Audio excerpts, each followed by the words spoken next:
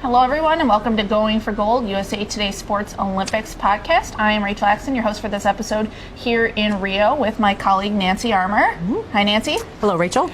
So we're doing something a little different this time. If you're listening to the produced version, you can now go back in time to the past because we're doing this on Facebook Live. If you're listening on Facebook Live, hello. We will gladly take your questions. This is kind of a sneak peek behind the scenes for you, stuff that Nancy and I normally just do sitting at our computers. Yeah. So whether we're recording it or not. Welcome back to the USA Today Sports Rio offices. So yes. We are almost halfway through the Olympics. I know, which is crazy. It's kind of absurd. Plenty going on. I want to touch on a few swimming things to begin with, I guess. Let's do it. So one of the stories that came out toward the end of the week was a Chinese swimmer, and I apologize if I say this wrong. Yep. Shen Xinji tested positive for hydrochlorothiazide. Yes. Which is basically could be a diuretic agent used to mask use.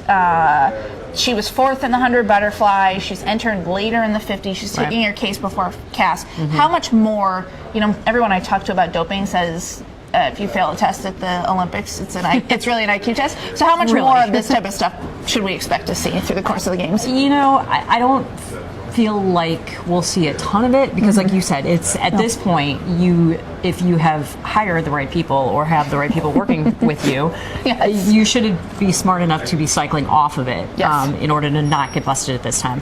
Well, a masking agent you're cycling off. Well, yes, but you should have done that before you came here. But there does always tend to be a few, we probably will see a couple in track. Yep. We'll probably see a couple in either weightlifting or maybe some in wrestling, but weightlifting and track, I would say, would probably be the biggest ones. But we won't see many, a handful maybe at most. It's what tends to happen is as the testing gets better and better and they go back and they retest old samples, that's when you get the bust. Which is how, the IOC has gone back and been retesting Beijing and London samples, and I think it was 98 at last count that they had released. Okay, also in the pool, not related to doping, so this is not going to be the best segue for him, but Michael Phelps is still Michael Phelps. Yes. In case we had missed it. He's now won, at the time of the recording of this podcast, all four of his events. He has gold, most recently with the 200 IM. Pretty good track record. Yeah, that's good batting average there. Yeah. Ryan Lochte was in fifth. He has two more left. Yes. Could end with 6, which would give him 24 gold out of his 28 Olympic medals. Just what more can we say about the guy? I mean, I think greatest Olympian is not really in question anymore. That's a given. But the funny thing is, and Nicole Auerbach, our swimming writer, we were talking about this briefly yesterday, this was supposed to be a quote-unquote easier Olympics. Yes. He was only going to do a few events, and he's going to end up swimming 6 of them, and we'll probably have gold in all 6 because 100-meter fly, I don't think he's ever lost it in an Olympics. I don't think so. And the 4x100-meter individual medley relay, that's like U.S. bread and butter. Favorite, I mean, that's so. He's going to get 2 gold medals, and I was starting to say this to you before, but I found this just hilarious last night when people were tweeting about it. The medal last night was his 12th gold in an individual event. So he has a bunch from relays, but he now has 12 in just individual races. That breaks he has 13. That breaks a 2,100-year-old record. So obviously going back to the ancient games, but there was a Greek, Leonidas, I think his name was, who had won 12 races. So Phelps has, broken a 2,000-year-old record, which is just... You didn't do the math on that, did you? Somebody else did it for me. I just copied it. For those who don't follow us on Twitter, math is not my strong suit. But that is impressive. So you mentioned, and I think Nicole wrote this today, and she had a quote. She talked to Bob Bauman, Michael Phelps' longtime coach, about Tokyo. Would he be back? Bob Bauman said, I just don't see that happening. He's in such a good place personally. He doesn't need it. So Ryan Lochte doesn't believe that. We know that much. No, what do you think? He, in fact, said that flat out today, that he fully expects Phelps to be in Tokyo. And this one I found almost even more interesting because I think if anybody's going to know, she's going to know, and probably Nicole Johnson will know too, but Michael Phelps' mom. When somebody brought up the idea of him competing in Tokyo, she said, oh yeah, and I've already got the race in mind. So she obviously knows how her kid is thinking. And if you look at how dominant he's been and just the progression that he's made, and I'm not saying that, he blew off training or anything like that, but if he's only going to do 1 or 2 events in Tokyo, he could do it without having to do, like this wreck your life training type thing. And he'll be 35, which is older for a swimmer, but we've seen it done before. Irvin's here. Anthony Irvin's here. And if you look at the way that Phelps is swimming now, he's been so dominant. And it's not just that he's winning the races. Like last night, it was not. I mean, he was barely in the same pool with everybody else. So you can't imagine that he's going to lose that much in 4 years. No. I will say he does have, you saw this morning, a beautiful little son, Boomer. Yes. He has a fiance. He has a wedding to look forward to. Yeah. It's kind of not, it's not like some sort of abyss that he's going into, post Beijing or post London, where there's not something else to prioritize. But that might also be helpful for him too, because he won't, and that's part of I think what has been so fun to watch with him here is that he's doing this for fun. I mean, obviously he's doing it for more than fun, but he's really enjoying this. I mean, this is not a chore. This is not a, God, I hate getting in the pool every single day. I mean, he's really relishing this. So if he feels like he can have that kind of experience again, that might be more attractive to him than, say, what he was thinking of leaving London. So also in the pool, and this is kind of, want to applaud her success, but Simone Manuel made the point of commenting about this after she won the 100 free. She tied for gold in that. And she talked a lot about kind of what it means to be an African-American swimmer. Traditionally, there aren't very many for the United States, and she was very emotional on the podium and then talking about it. She said, coming into the race, I tried to take the weight of the black community off my shoulders, something I carry with me. I want to be an inspiration, but I would like there to be a day when it's not Simone, the black swimmer. So what's the type of significance of an event like that, for her to have that kind of success, reaching beyond just the result? It's huge, and I don't think, this is an area of discrimination and our country's segregated past that really is not discussed a ton. No. But for a long time, blacks were not allowed in swimming pools. But or if they did go, the pool would be drained afterward, which is just, it's horrific to think about. But I knew that. That's horrible. I didn't either, but I saw that a couple of people, including a professor that I follow. He's a professor in Michigan, Lou Moore. Hi. But he talked about that this that this is part of the reason that swimming is not popular among African Americans, and that also too why there is a higher drowning rate, which that Cullen Jones, I believe, has been incredibly involved in wanting to lower those numbers. So just in terms of an empowering and just a hey, the pool is open for everybody, and if that was not clear before, it certainly is now. But it's one of those things you go back to. It's 2016, and it is sad that we are still having these conversations of the first black swimmer, the first female something. I would love to see the day that we get to when it's just a swimmer. She's a swimmer who happens to be a woman and black. And she happens to be going to Stanford too. I mean, it's just another modifier. It's not the thing. But she was tremendous last night.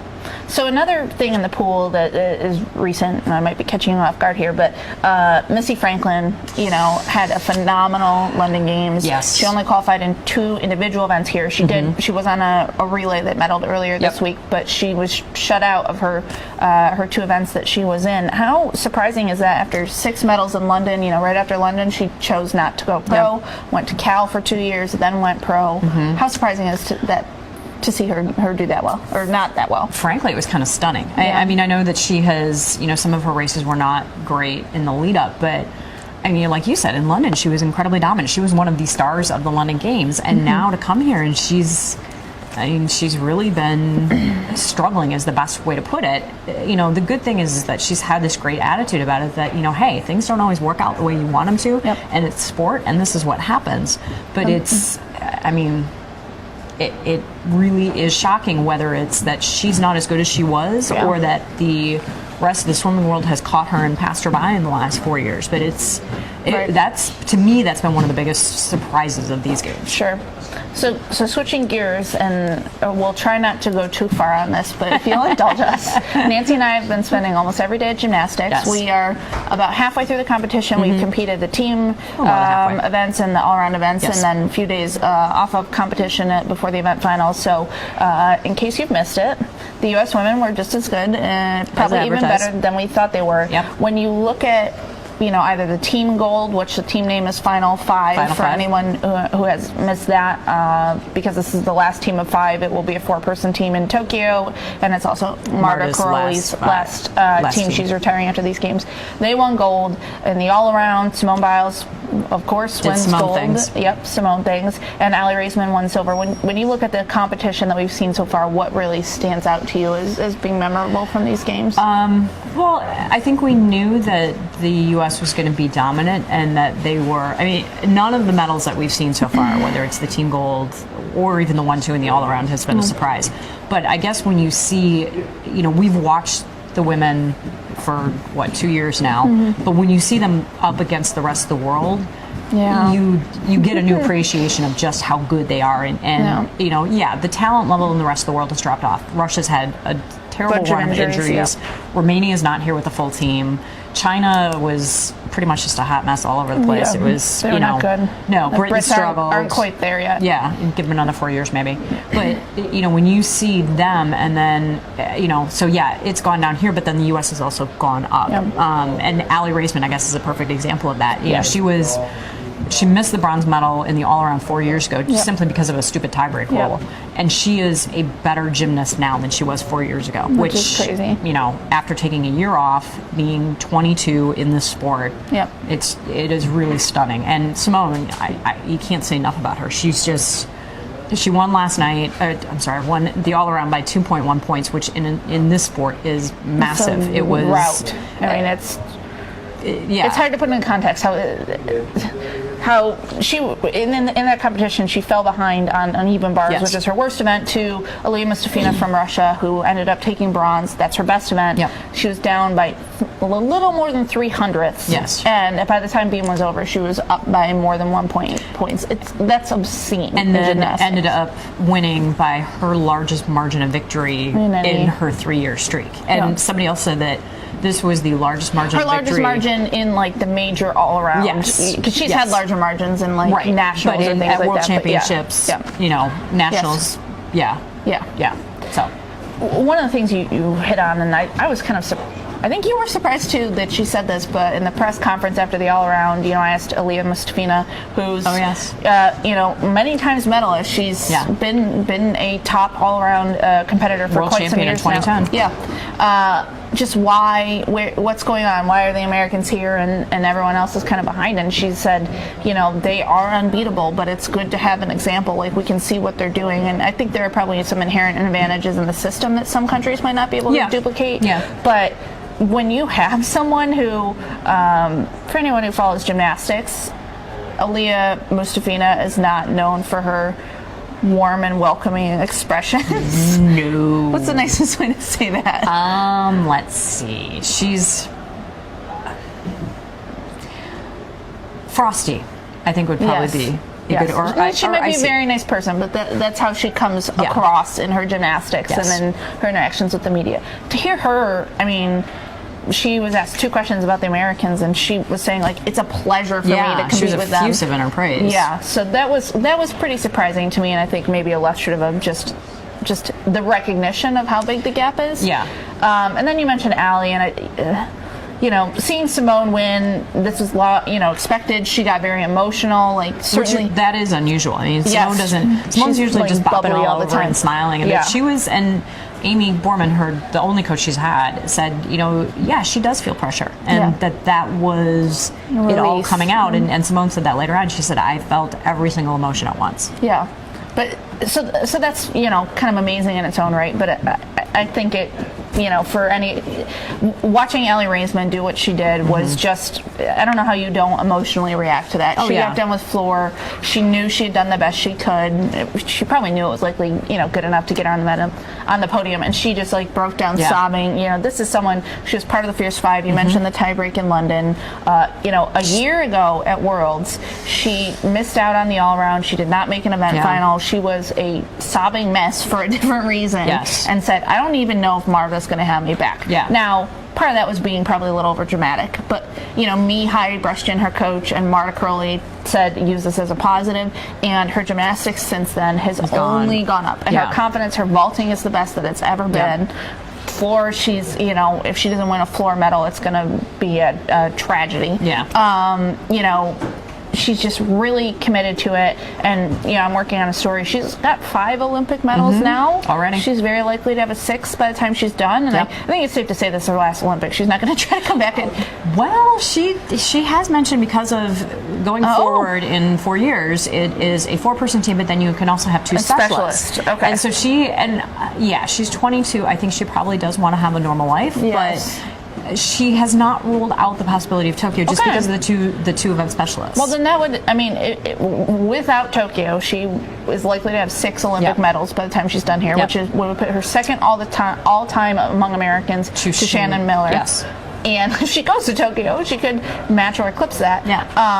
That's just really remarkable to me for someone who's been a bit overshadowed. She's been on 2 great teams, had 2 all-around champions that were her teammates, and Gabby Douglas and now Simone Biles. So to see her accomplish that, knowing how difficult the comeback was for her, it was pretty amazing to watch. It was, and when she came into the mix zone, she just looked and she said, "Finally." Because this is not only did she miss out 4 years ago, but she's never won an all-around medal at the World Championships. Yep. Which is kind of shocking to think of, but she wanted this badly, and you said that about her getting a little bit overshadowed, which is true, but the U.S. teams aren't as good as they are without her, and not just talking gymnastically. We're talking like I often refer to her as the glue person on the team. Oh, yes. She is the one that holds that team together. She's the one who kind of sets the tone and just Marta talks about chemistry, but Allie is the one who makes it happen. Yep. So. Thank you for indulging our gymnastics. There will be plenty more where that came from on event finals, which all the women's team members have qualified for, and I think have all the men? No. Well, Jake, Danelle, Sam. Oh, Chris hasn't. Chris Brooks. No, didn't Brooks qualify for hot final? Oh, that's right. Yeah. Okay. We'll have all the event finals. Keep following along later in the week. So, to wrap up with a few things, if we're looking at a weekend. Who's kind of the star of the games to you? I think there are a couple. Katie Ledecky, obviously, because she's been phenomenal in the pool. Michael Phelps, but also too, Lily King became a huge star almost accidentally. Not that she won a gold medal, obviously, but it was more her very harsh, very no filtered take on Yulia Efimova and the Russian doping question. So for the first couple days there was a lot of trash talking in the pool, and I think she was pretty much at the center of that. So, and then Simone, obviously, Kayla Harrison won her second gold medal in judo. I'm trying to think if there are any international. Those are probably the biggest ones, I would say. Yeah, I'm gonna put one to watch. The women's field hockey team. I'm gonna bang this drum until they're done competing. You like the field hockey? Yes, I was a field hockey player many years ago. I love this sport, and the Americans have done nothing to speak in it for quite some time. They are unbeaten. They have beaten some of the top teams in the world. The fact that they're continuing on and getting closer and closer to the medal round, I think, is fantastic. But I'll agree with you on the start of the games. But there's a storyline to watch. So before we wrap up. Jeez, now you can see all the stuff that we normally cut out, right? Any non-Olympic highlights? Any non-competition highlights? There's obviously one of the biggest questions was security coming in, and there have been a couple incidents. There was a bus that was coming back from women's basketball during the first week. The reporters who were on the bus and almost all other people would say that it was a gunshot that broke out the windows. The IOC calls it a rock, which I think it was like the local police. Okay, all right, but so that happened. There have been incidents of some robberies and theft. I believe it was a judo player, medalist, was celebrating out in Copacabana and was beaten up. So there have been some incidents, but largely it has, there has not been anything completely catastrophic or horrible. I think what we were somewhat expecting. There have been things like the pool. The pool is green. The diving pool. Yes. Yeah, it's not the aquatic pool. Yeah. But yeah. So there's stuff like that. Some other things that, they're bare bones. Like we were walking yesterday on the way over to gymnastics, and the green space that there is, or the largest green space here at the games, is concrete. That's painted green. So, there are things like that. This is not, this is not polished. Yes. Games. It's not China where no expenses were spared. It is, kind of the bare bones Olympics. But for the most part, things are going off well. Athletes seem to be happy, and after a few hiccups in the village early on, but they all seem to be enjoying themselves, and those really are the people that matter. Well, let's hope that continues. We will wrap it up for now. If you've been watching on Facebook Live, thank you for joining us. If you're listening to the produced version of this later, we appreciate you tuning in and downloading. Of course, you can find all of our episodes on Going for Gold on iTunes, SoundCloud, and Stitcher. We hope you'll keep listening, rate us, all of that, and we will talk to you later from Rio. And also, too, you can always find all of our content at usatoday.com/sports. All right, guys, thanks for listening.